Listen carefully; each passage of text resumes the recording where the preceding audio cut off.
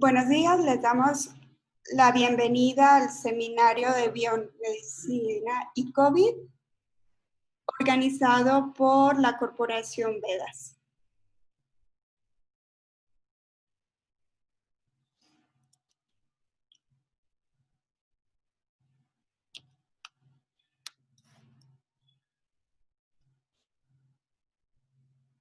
El día de hoy es la primera presentación. Vamos a tener el tema de la secuenciación genómica en tiempo real como instrumento de respuesta epidemiológica, iniciativas globales, que será dictado por el doctor Nicolás Franco Sierra del Instituto Alexander von Humboldt, Colombia.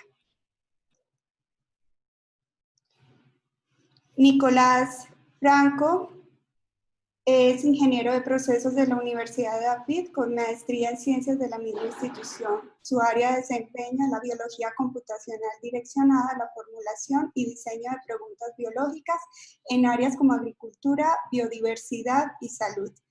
Es investigador asistente adscrito a la línea de gestión de los recursos genéticos del Programa de Ciencias de la Biodiversidad del Instituto de Investigación de Recursos Biológicos Alexander von Humboldt. Nicolás cuenta con más de 6 años de experiencia en ejecución de proyectos en ciencias biológicas. Dentro de sus líneas de trabajo está el uso de datos genómicos y de técnicas de secuenciación de rápida respuesta como Oxford Nanopore Sequencing para dar solución a preguntas biológicas en diversos campos de las biociencias.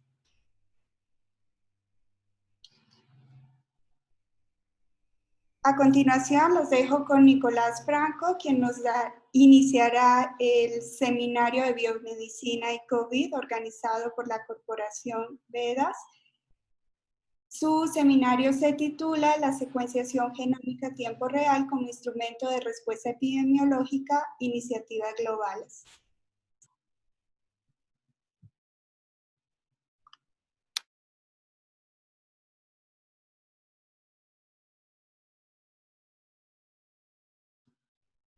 Nicolás.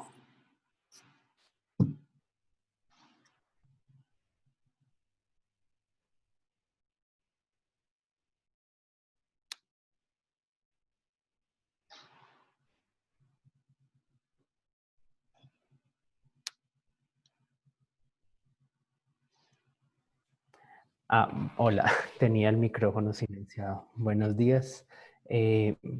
Muchas gracias, Andrea, por la introducción. Bueno, entonces la charla que vamos a escuchar hoy va a ser un poco de cómo la secuenciación genómica es una herramienta o puede ser una herramienta en epidemiología.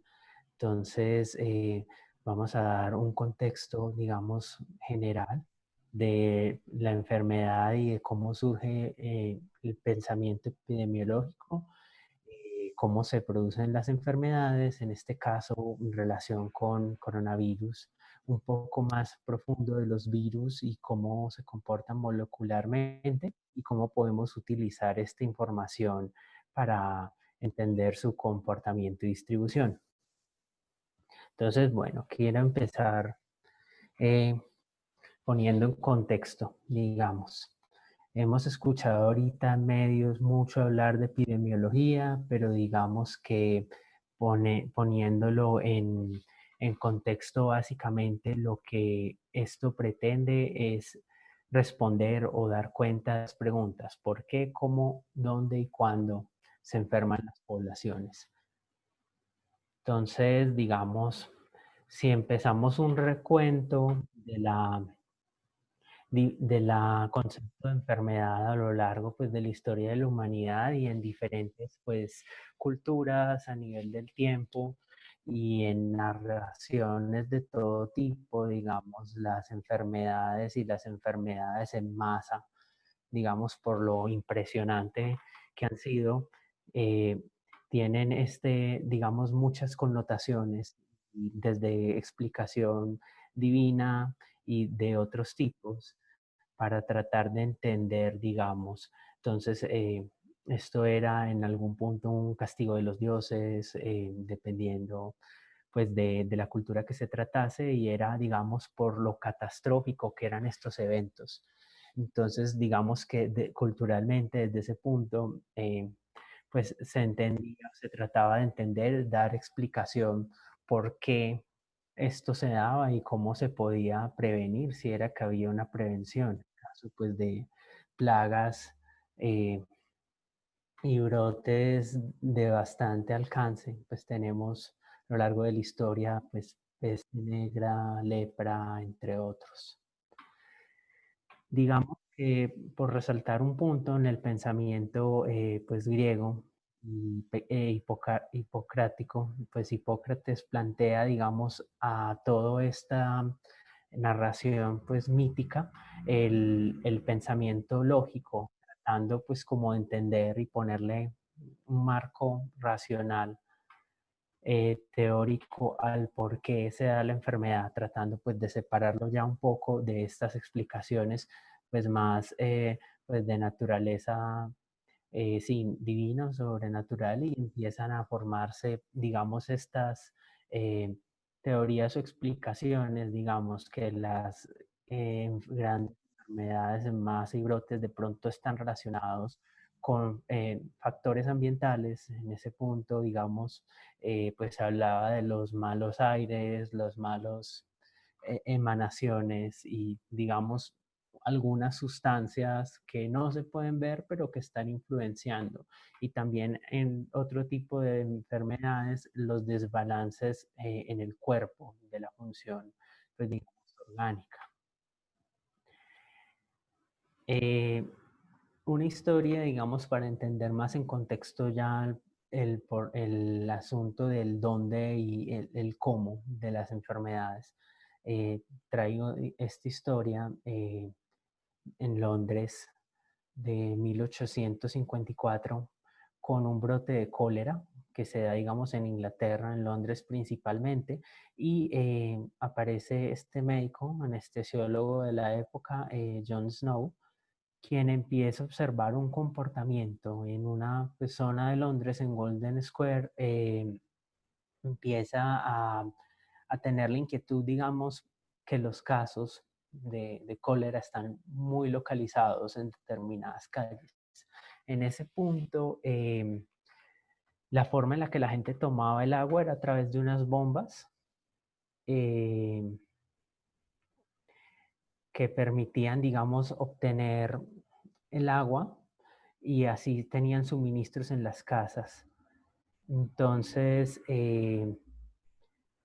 empezó a notar que cerca a una de esas calles, una de estas bombas estaba localizada y digamos que hizo el nexo, la conexión, en ese momento no se entendía muy bien a qué se debía el cólera, pero digamos que lo adjudicó a que posiblemente las personas que consumían agua de determinados puntos estaban relacionadas. Entonces empezó a relacionar casos y dio la recomendación que se quitara el bombeo de esa fuente de agua y los casos empezaron a ceder.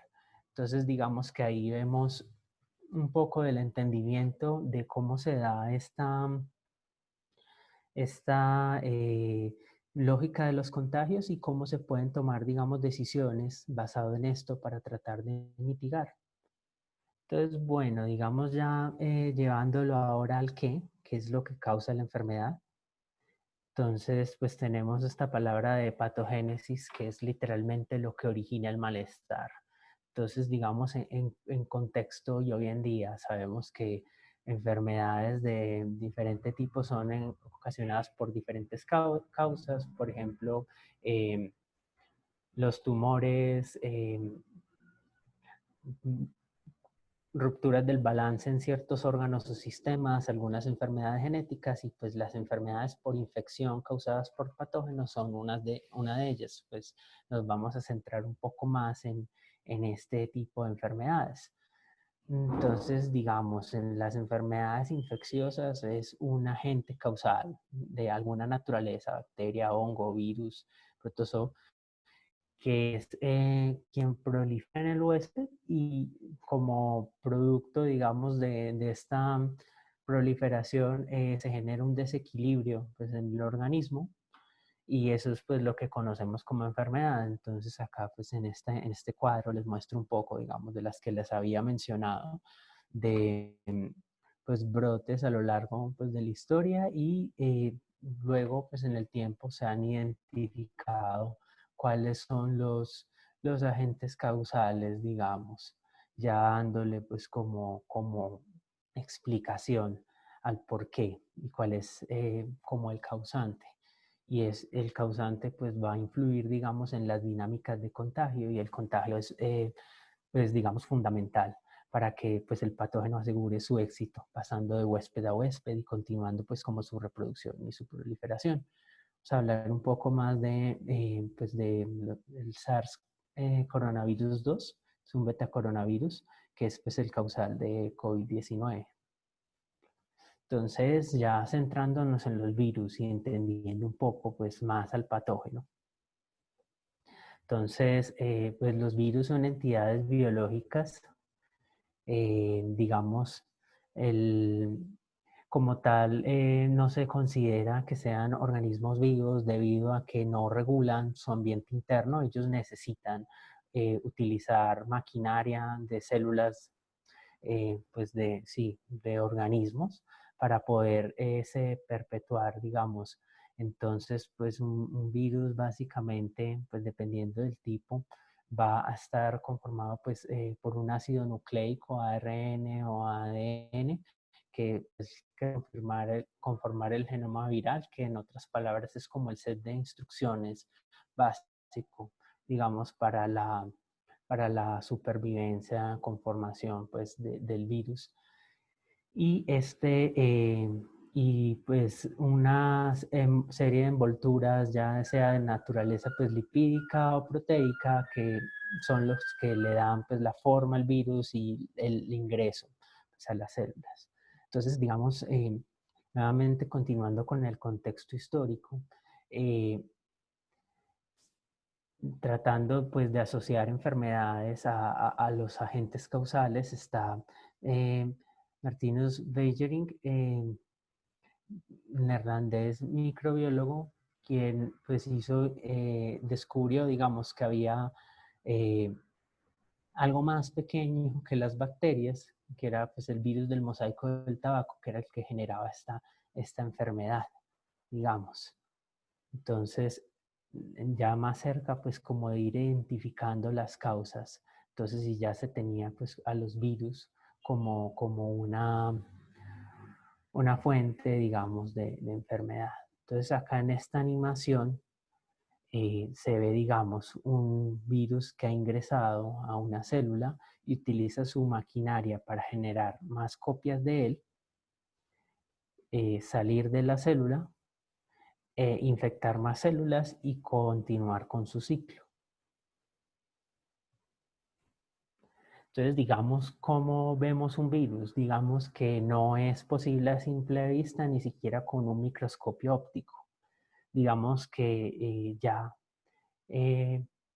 pues en 1900 se entendía y ya se sabía que había pues estos virus eran los causantes de ciertas enfermedades en plantas, incluso pues bacterias, seres humanos, animales, pero fueron ciertos avances tecnológicos los que permitieron tener una noción, digamos, de cómo lucen o cómo podemos identificarlos o verlos o conocer más de ellos. Entonces está pues este avance de la microscopía electrónica en 1931, digamos, es una técnica más sensible que permite ver en escala de micrómetros, que es en la que se encuentran los virus. Entonces con esto pues fue posible ya verlos. Y otra, digamos, forma en la que, entre comillas, se puede decir que vemos los virus y otros organismos es a través pues, de la secuenciación de los genomas. Entonces les mencionaba que los virus pues, tienen un ácido nucleico que es donde está pues como este set de instrucciones. Entonces, pues secuenciar, obtener el genoma es saber, digamos, cuál es la serie, cuál en ese pues alfabeto del ADN y el ARN, que es de 4 letras, cuál es el orden de esas letras que dan pues como el set de instrucciones del virus. Entonces pues tenemos dos avances pues ya en la época de los 70s. Digamos, este biólogo molecular Walter Fires es quien secuencia el genoma completo pues, de un virus de ARN. Este es un bacteriófago, un virus que ataca bacterias, y Frederick Sanger, que secuencia pues, del año siguiente un virus, otro bacteriófago, que es un, pues, pero ya un virus de ADN. Y digamos, Sanger establece la metodología de secuenciación y es pues, uno de los padres pues, de la secuenciación de ADN pues, actual. Entonces, en esta comprensión del patógeno, ya a través de la genética, digamos, es donde voy a centrar un poco más la charla. Entonces, bueno, los ácidos nucleicos, como les mencionaba, pues ADN y ARN, digamos que tienen este lenguaje y pues son una sustancia química, pues son ácidos nucleicos, entonces es una molécula, pero que es una entidad pues físico-química, pero también a su vez, como les mencionaba, son entidades informacionales debido a que a la forma en la que están constituidos es como si fueran palabras, por decirlo así, de un alfabeto de 4 letras. Entonces, digamos que secuenciar, obtener el orden de estos genomas, pues da pistas y permite entender sobre la evolución de estos, eh, pues de estas entidades biológicas y de, digamos, cuáles son el set de instrucciones que generan proteínas y que, digamos, que es lo que hace que funcionen y se dé la patogénesis. Entonces, bueno, el ADN y el ARN pues son, digamos, lenguajes compatibles y químicamente pues se puede pasar del uno al otro. Eso pasa, digamos, que en los sistemas biológicos, pero también en laboratorio se puede hacer. Y a nivel técnico, lo más factible, digamos, hasta el momento es secuenciar el ADN. Entonces, pues si uno tiene un virus o un RNA obtenido pues de algún organismo, químicamente se puede pasar a ADN y lo que se secuencia es el ADN. Entonces, bueno, digamos que manipular esos ácidos nucleicos requiere una infraestructura y pues digamos que la disciplina que se encarga de la manipulación de en general moléculas biológicas y ahí pues va el ADN y el ARN, es la biología molecular. Entonces, pues a través de equipos, ciertos equipos y reactivos es posible a partir de las células o pues de la fuente del material biológico, en el caso pues de virus una muestra, pues si es respiratorio de hisopado o pues de la fuente. Eh, por métodos pues físico-químicos y usando sustancias tratar de aislar y tener pues el ácido nucleico puro y adaptarlo y prepararlo para llevarlo a los equipos que vendrían siendo pues los secuenciadores. Aquí les muestro digamos fotos de secuenciadores más bien clásicos, entonces vemos que son unos equipos robustos que requieren pues unos insumos y una detección particular para poder averiguar estas secuencias y ver cómo están conformados. Y adicionalmente, además, luego de generar la información, esto de la forma en la que se genera es como si fueran piezas aisladas de un rompecabezas. Hay que juntarlas para volver pues a la información original y ahí entra otra disciplina que es la bioinformática. Es ya toda esa información derivada pues de estas moléculas que se ha obtenido pues con esos equipos a través pues de métodos computacionales, matemáticos y estadísticos, devolverle pues el sentido finalmente. Entonces, pues termina uno con estas palabras largas en este alfabeto de 4 letras, pues que les mencionaba, de adenina, citosina, timina y guanina, y eso finalmente permite representar los genomas y ver dónde están los genes, que son esas unidades funcionales.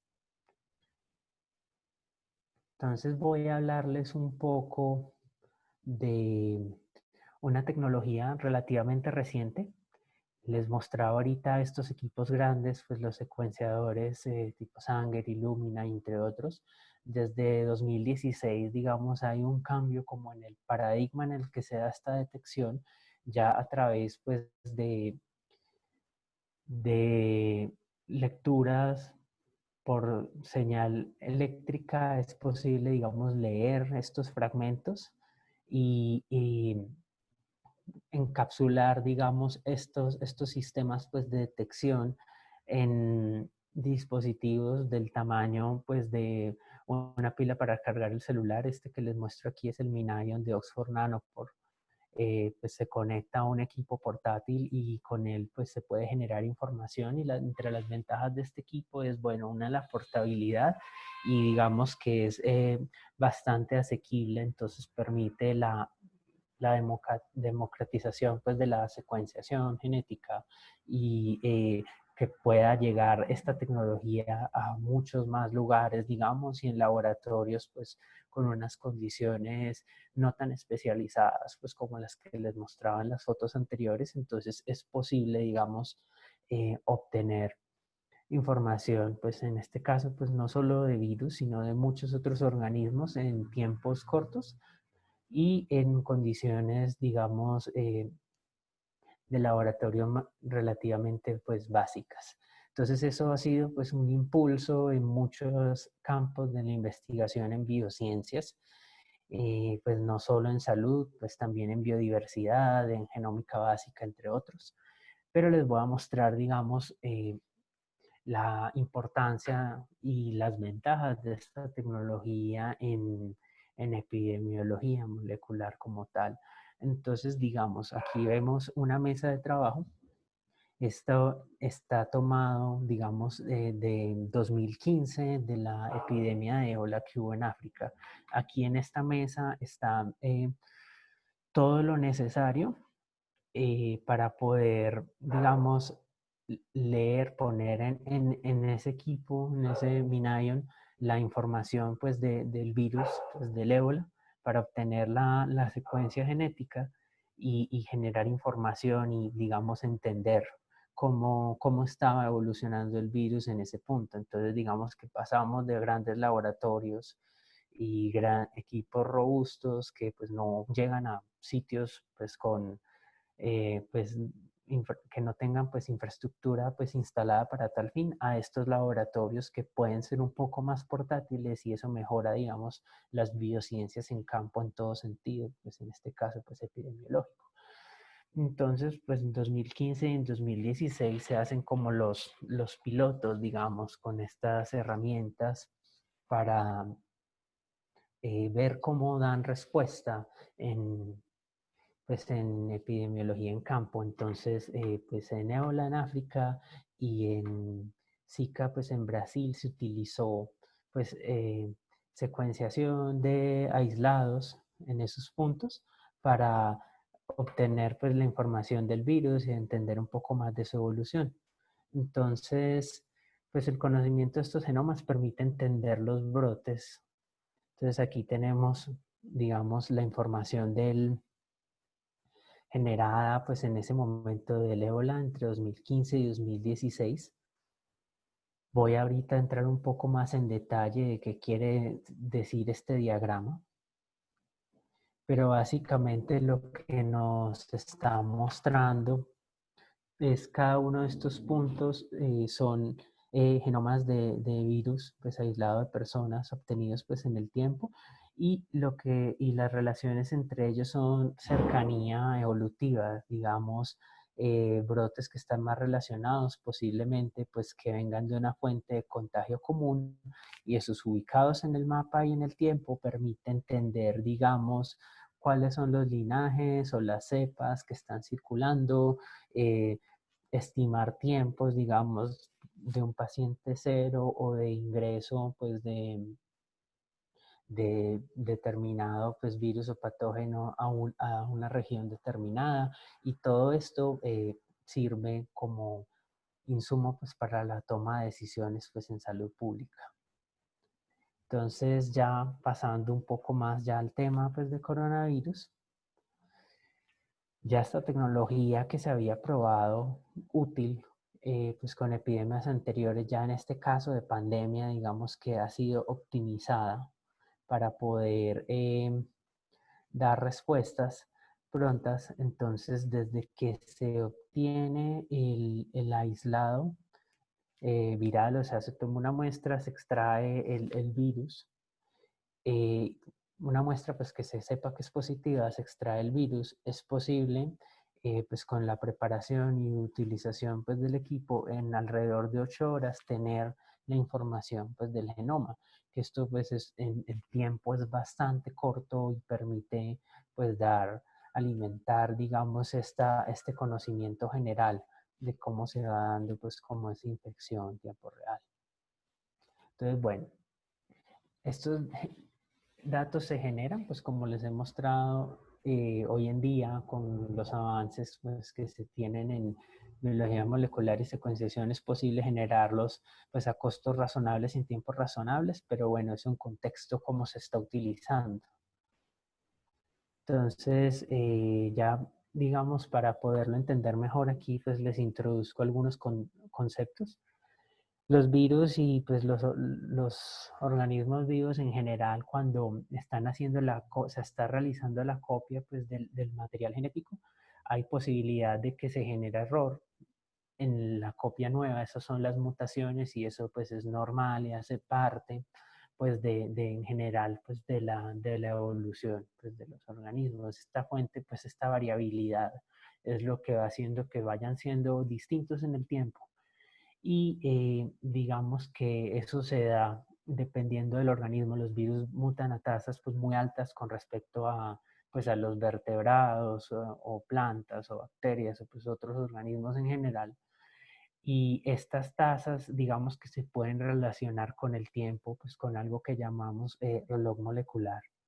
Entonces, digamos, si se conoce en un punto cuál es la secuencia pues, de un virus, por ejemplo, eh, y sabemos que todos son pues, de un mismo tipo, entonces en un punto tienen un ancestro común en el tiempo, es posible inferir en estos pues que son unos árboles filogenéticos que hagan de cuenta que son pues como unas genealogías inversas. Entonces si yo conozco los descendientes, las características de los descendientes, sé que su variación ha sido por mutación, puedo inferir cuáles son las relaciones pues como de parentesco, por decirlo así, en esos descendientes. Entonces cuáles son más cercanos, provienen de un linaje más cercano, eso en términos prácticos pues de una infección es que viene pues de una cadena de transmisión más cercana que otra o de un lugar geográfico pues más cercano con respecto a otro. Y adicionalmente, pues si tenemos la información pues de la tasa de mutación relacionada con el tiempo, podemos inferir los nodos de en qué puntos, digamos, se dan o surgen esos linajes. Entonces, digamos que, bueno, eso es transversal y en caso pues de organismos pues como vertebrados, estas escalas pues temporales entre una especie y otra van a ser pues ya en términos de pues miles y millones de años. En casos pues de virus con tasas de mutación muy altas ya vamos a ver esto en términos de semanas y meses y vamos a poder digamos saber cuáles son, digamos, los cercanos solo con la información genética, es decir, que probablemente tengan un origen geográfico común o una cadena de transmisión común, y saber esos linajes en el tiempo, estimar más o menos cuándo se originan. Entonces, bueno, se generan, digamos, los genomas y hay un esfuerzo, todo esto es con esfuerzos pues internacionales y toda esta información, digamos, la gran mayoría queda pública para comprender cuál es la dinámica a gran escala. Entonces, entre bases de datos tenemos esta que se llama GSAID, que es donde todos estos genomas que se van generando en todo el mundo, pues acá como vemos en el mapa, se van poniendo, digamos, para consulta pública y para análisis global, para entender cómo se va dando esta dispersión y variación, pues a nivel global y en el tiempo. Entonces, pues a fecha de ayer hay alrededor de 73.000 genomas pues, de coronavirus en esta base de datos. Con eso pues podemos identificar en el genoma del virus cuáles son los puntos más variables con respecto a otros y esto nos da, digamos, también la noción de cómo ha venido siendo el patrón de dispersión y cuáles son pues los linajes que hay pues como circulantes en el mundo y cómo se ha venido dando pues esta evolución en el tiempo. Entonces acá, digamos, pueden consultar esta página después si quieren mirar tiempo real con algún grupo, pues con un grupo de estos genomas que están depositados en la base de datos de GSAID.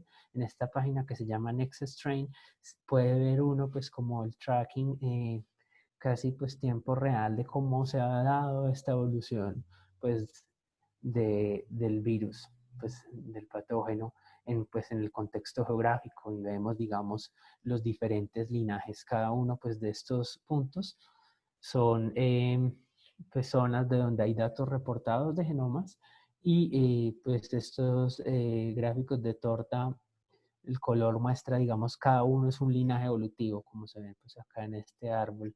Entonces se puede saber en determinados lugares más o menos estimar número de introducciones o cuando pues o sea, basado pues en la información genética, los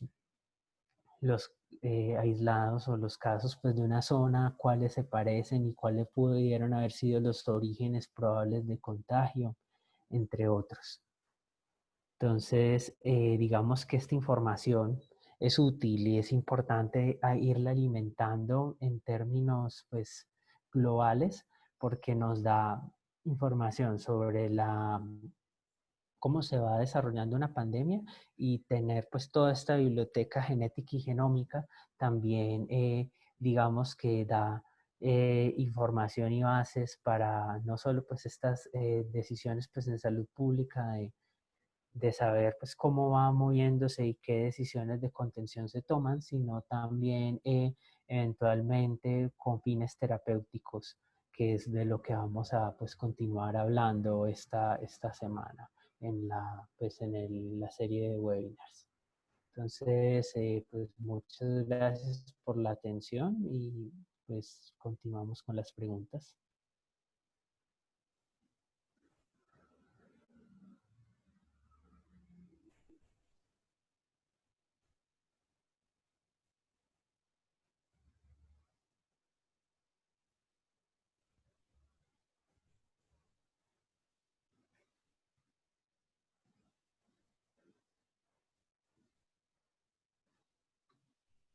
Nicolás, te agradecemos mucho la participación. Muchísimas gracias por la presentación. Vamos entonces a proceder a responder las preguntas que nos enviaron vía chat.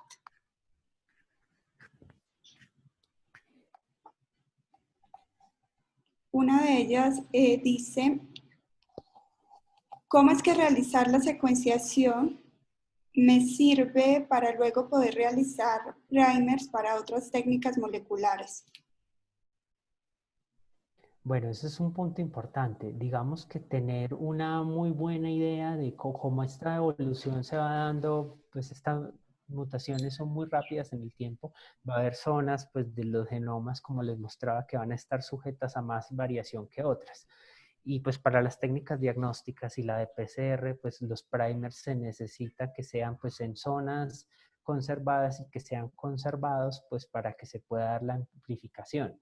Entonces, digamos que es importante tener pues en cuenta las zonas y cómo va variando a lo largo pues en el tiempo y en el espacio también, cómo van variando pues los genomas y ir monitoreando las zonas en las que están diseñados los primers. Si se van acumulando mutaciones allí, es probable que esos primers dejen de funcionar pues con la misma pues eficiencia que en algún momento lo hacían, entonces hay que irlos actualizando y pues refinando la técnica diagnóstica teniendo en cuenta la mutación y para poder pues digamos saber eso es importante secuenciar genomas pues a gran escala para saber digamos cómo se está direccionando estas mutaciones y si afectan o no esas zonas que son relevantes para el diagnóstico.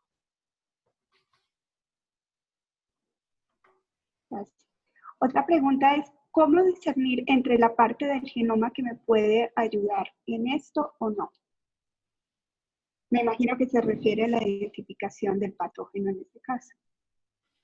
Bueno, no, digamos que estos análisis, como les mencionaba, se realizan en zonas, digamos, que se espera que sean más bien conservadas. Entonces, pues eso se plantearon inicialmente teniendo en cuenta pues los primeros genomas y genomas relacionados. Entonces tratan de evitarse pues zonas variables, pero aún así pues hasta las zonas más conservadas y en especial digamos que en estos pues sí, en virus en general que mutan muy rápido, pues estas zonas no están extentas, digamos que no muten nunca, entonces pues también por eso es importante monitorearlas. Okay. Otra de las preguntas que tenemos es, ¿cuál fue la metodología que empleó Pierce para secuenciar el genoma del virus y conocer si es ARN o ADN?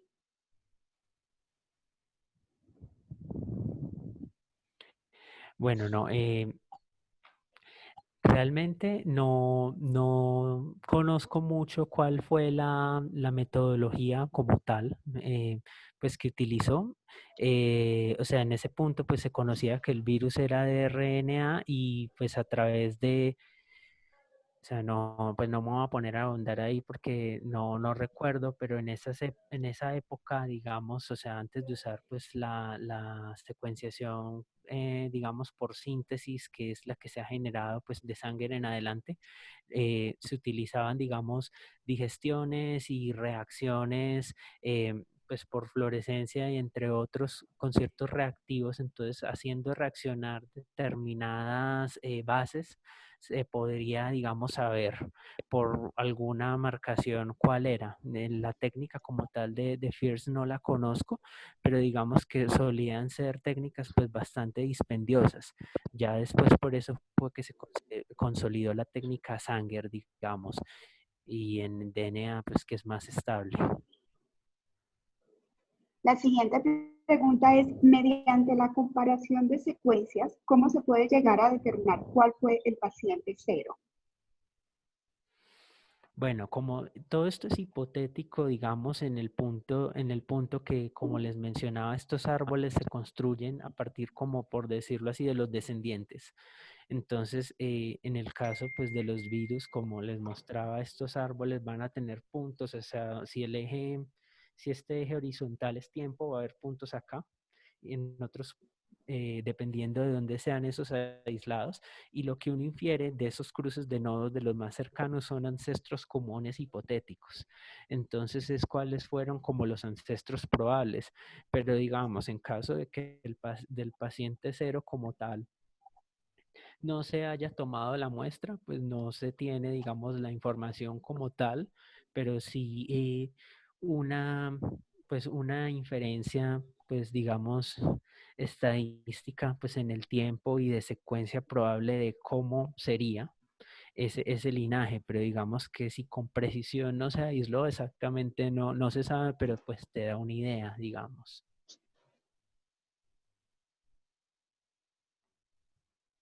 Otra de las preguntas que tenemos es, una vez que ya tengo secuenciado el genoma, ¿cómo hago el análisis para poder observar el comportamiento del virus o del organismo a analizar? Bueno, cuando yo hablaba de comportamiento me refería, digamos, como al comportamiento, pues como de dispersión, digamos, en caso, pues, de contagios. Ya si es el comportamiento más, pues, como de la patogénesis, digamos, cuál es el mecanismo de infección, y demás, pues sí, digamos que los genomas te dan ideas porque ahí están los genes y esos genes, digamos, o sea, ya pues hablando un poco más del dogma de la biología molecular, si tengo pues ADN, sé cuál es el RNA y pues sé cuáles son unas zonas con genes probables, esos se codifican para proteínas, voy a saber más o menos cuáles son las funciones y pues se puede, digamos, inferir estas cómo se relacionan, por ejemplo, en el caso del virus, con receptores puntuales de ingreso a la célula y pues estimar cuáles serían pues como esas posibles formas en las que pues se da pues como la infección y replicación pues del virus, o sea, se puede estimar a partir de ahí y pues eso también aplica, digamos, no solo pues a virus, sino pues a otros organismos con los genes se puede estimar función, digamos, pero pues eso es in sílico ya para saber estas proteínas realmente cómo se relacionan, pues hay que hacer, pues utilizar otras técnicas pues experimentales, más pues hacia proteómica, metabolómica, entre otras. Nicolás, también nos preguntan, eh, ¿cuánta debe ser la tasa de mutación para considerar un nuevo virus y se toma solo su mutación en su ADN, ARN o en su totalidad? Y si en específico se ha registrado esa tasa de mutación para SARS-CoV-2. Bueno, datos de la tasa de mutación, sí, digamos que están, o sea, y en estas páginas se pueden ver pues como los estimados y en varios artículos están, en este momento no tengo el dato pues puntual, pero pues eso se puede mirar, si ustedes tienen los genomas y se ve cómo van variando, se van pues estimando y bueno, la otra parte de la pregunta era cómo delimito yo una cepa o un virus de otro o en general pues un organismo de otro, ya esto va a depender pues digamos como del concepto pues como de especie que se esté utilizando, digamos, o sea, pues como les comentaba, se parte en algún punto en el tiempo, hay pues como una población, pues, un ancestro pues común y la divergencia va haciendo que pues vayan tomándose caminos evolutivos diferentes de acuerdo pues a las condiciones ambientales o pues en este caso pues de patógenos de huésped y demás y ya pues esos puntos en los que se separa un linaje de otro pues ya van a depender muy pues en el tiempo eh, pues digamos, y según pues el marco en el que se esté mirando. Claro. Bueno, esta es la última pregunta. Tenemos muchísimas más preguntas. Vamos a revisarlas con detenimiento y vía correo electrónico o en el chat que tenemos en Facebook. Vamos a estar respondiéndoles. Nicolás, te agradecemos muchísimo la participación. No sin antes invitarlos para que nos acompañen el día de mañana, que estaremos ahondando un poco más sobre pues, el SARS-CoV de parte de la Corporación Vedas. Les agradecemos a todos que nos hayan permitido estar con ustedes esta mañana, compartirles los conocimientos de investigadores latinoamericanos que se han formado y que están trabajando en estos temas. También pues, quisiera hablarles un poco de nosotros. Nosotros somos un grupo, somos una corporación conformada por investigadores que estamos alrededor del mundo. Invitarlos a que nos sigan a través de nuestras redes sociales para que vean los demás eventos que estamos programando para ustedes desde la virtualidad y teniendo en cuenta pues el panorama mundial en el que estamos. Toda esta semana vamos a estar transmitiendo las charlas. El día de mañana vamos a tener la charla de Conociendo la biología del virus, un mecanismo de infección diagnóstico. Nos va a acompañar el doctor Daniel Estot Algarra. Él trabaja en el Instituto Pasteur de París y es un epidemiólogo, inmunólogo bastante reconocido en el tema. Entonces, los esperamos el día de mañana. Muchas gracias a todos por asistir y que tengan un bonito resto de día.